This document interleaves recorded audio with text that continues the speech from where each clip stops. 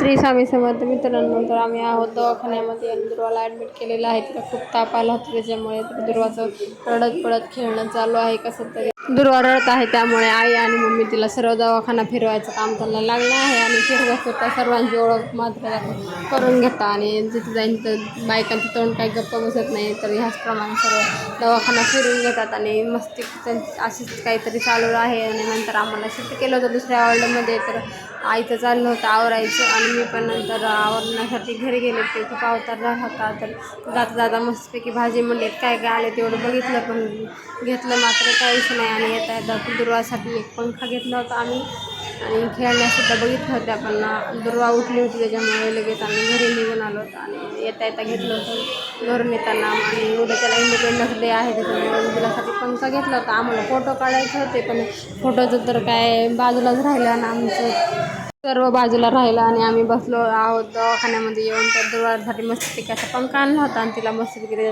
तिला खेळायचं काम लावलं होतं. ती खूप रडते, त्याच्यामुळं नंतर आई गेल्या होत्या घरी आणि पप्पा होते आमच्यासोबत. तर मग पप्पा आणि दुर्वा मला सोडून चालले होते त्यांच्या घरी. आणि तू एकटीच राहा दवाखान्यात, असं त्या दोघं आणि लेक असं मला म्हणत होते. तर मागचा जो आवाज येतो तो हॉस्पिटलमधला आहे. तर असा होता माझा आजचा दिवस.